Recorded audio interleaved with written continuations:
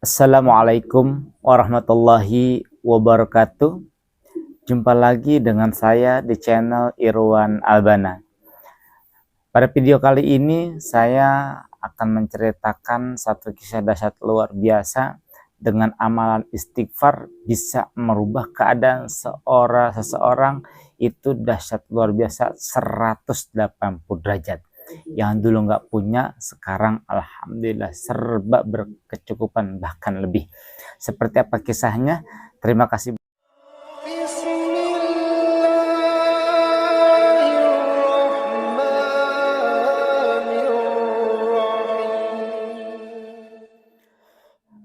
Allahumma salli ala sayyidina Muhammad wa ala alihi wa sahbihi wa barik wa sallim ajma'in, amma ba'd. Dikisahkan ada seorang syekh, beliau bernama Syekh Hafiz Duwaisri.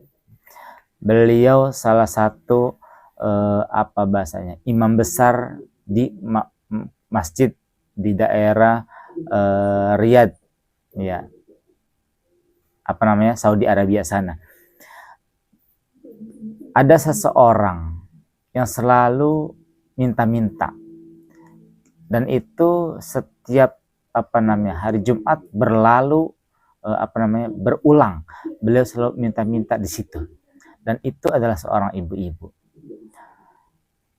Ini Syekh selalu memperhatikan setiap Jumat ada beliau, dan tiba-tiba satu waktu setelah ba'da Jumat, ini ibu-ibu menghadap kepada beliau. Langsung ditegur sama ini Syekh, "Mengapa engkau minta-minta di depan masjid? Tidakkah engkau meminta, memohon pada Allah Subhanahu wa Ta'ala, Tuhanmu yang maha besar, yang mampu segala-galanya?" Apa jawaban ini ibu? Ini ibu bercerita. Ini perempuan menjawab bahwa sampai saat ini beliau tidak pernah meninggalkan sholat 5 waktu.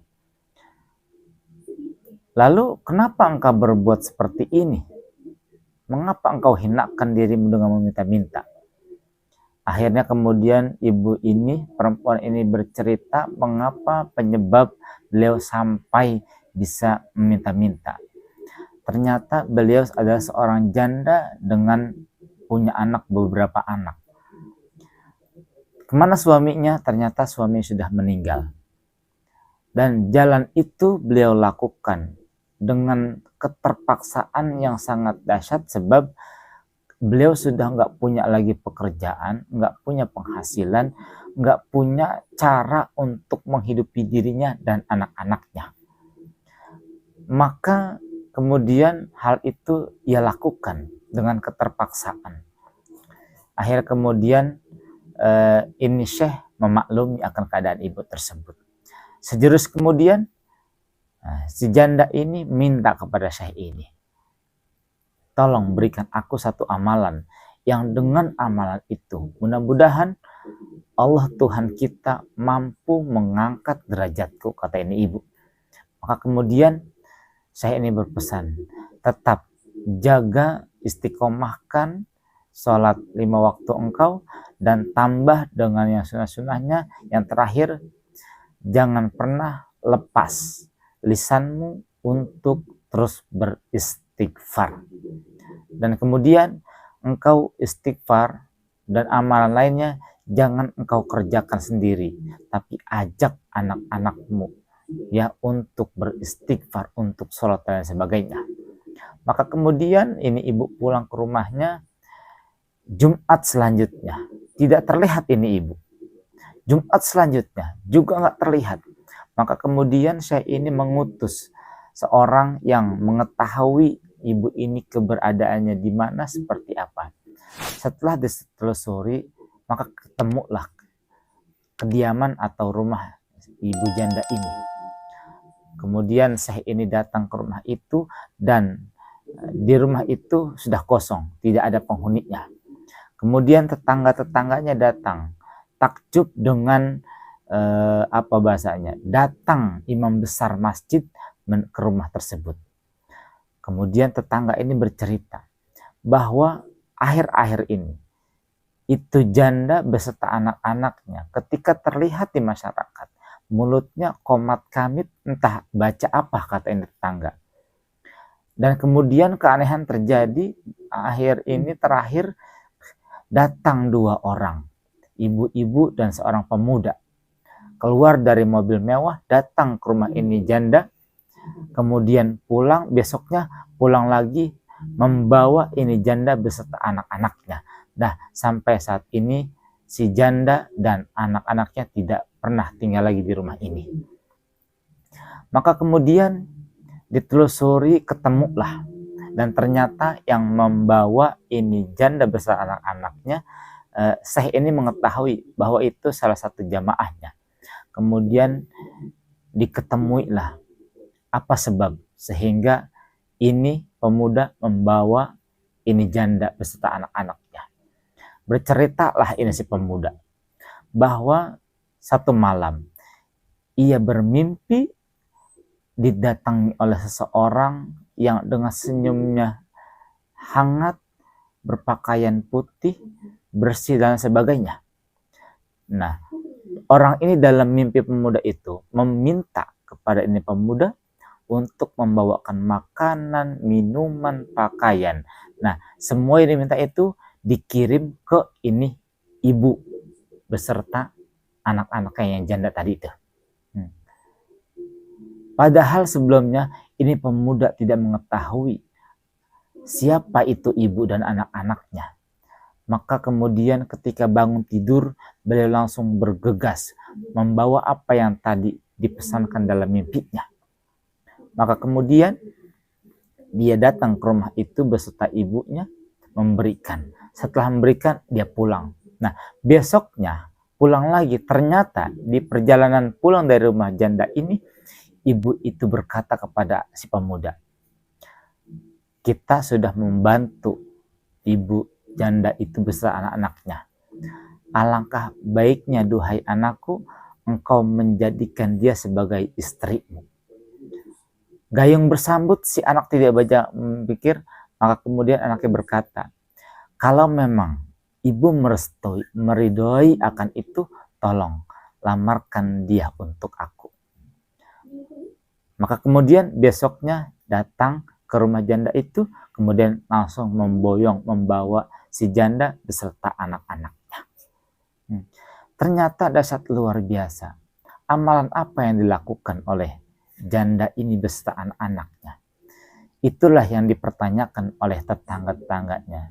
Semenjak terakhir bertemu dengan Syekh, ibu janda ini beserta anak-anaknya langsung tanpa pikir panjang, tanpa banyak tanya, langsung mengerjakan apa yang disuruh, apa yang diwasiatkan oleh Syekh, yaitu menjaga sholat 5 waktu dan memperbanyak membaca istighfar. Allah karim. Ya, hanya hitungan beberapa hari, beberapa minggu, Allah Subhanahu wa taala angkat kembali derajat ini ibu janda beserta anak-anaknya. Allah karim. Ya, ternyata memang dahsyat luar biasa, ya, karakter dari seorang ibu janda ini, ya, menjaga harkat markat dirinya dan anak-anaknya. Tidaklah ia makan sesuatu, jangankan yang haram, ya, yang subhat, yang remeng-remeng, yang enggak jelas, itu beliau sebisa mungkin menghindari. Tapi hanya demi karena keterpaksaan beliau minta-minta. Maka kemudian dengan istighfar, ya, Allah Subhanahu wa taala angkat beliau kembali apa yang beliau hajatkan. Allah karim. Maka ini sejalan dengan apa yang pernah disabdakan Nabi Muhammad sallallahu alaihi wasallam, ya, siapa orang, ya kurang lebih gitu, siapa orang yang mendawamkan, membaca, mengistiqomahkan istighfar di waktu-waktunya, di hari-harinya, maka pasti Allah Subhanahu wa taala akan berikan jalan keluar atas permasalahan hidupnya. Maka mudah-mudahan kisah singkat ini, yang sederhana ini, dan ini dikisahkan oleh Syekh Hafidh Duwaisri. Beliau ternyata salah satu orang yang menjadi saksi atas terjadinya perjalanan ibu janda tadi. Ya, ya. Ternyata itu ada menjadi jamaahnya beliau. Allah karim. Dan ini beliau kisahkan ketika beliau menceritakan di majlisnya. Dan luar biasanya, tahu nggak? Orang atau pemuda tadi ternyata adalah salah satu orang terkaya di kota Riyadh, Saudi Arabia sana. Allah karim. Gak tanggung-tanggung. Maka mudah-mudahan Allah istiqomahkan kita untuk terus, ya, lisan kita mudah enteng untuk beristighfar, memohon ampunan pada Allah Subhanahu wa taala. Redaksi istighfar banyak, silakan. Mau astagfirullahalazim atau astagfirullah wa atubu ilaih atau sayyidul istighfar yang cukup panjang itu, bebas, silakan. Yang penting hari-hari kita, waktu-waktu kita tidaklah terlewati kecuali dengan terus beristighfar pada Allah Subhanahu wa taala. Mudah-mudahan kisah ini membawa manfaat, membawa keberkahan bagi kita.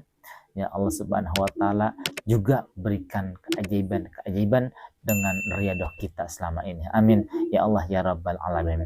Saya Irwan Albana, atas segala kekurangan kehilapan, terima kasih banyak sudah mampir, sudah dibantu di subscribe, like, dan komen-komen silahkan di bawah. Terima kasih banyak. Assalamualaikum warahmatullahi wabarakatuh.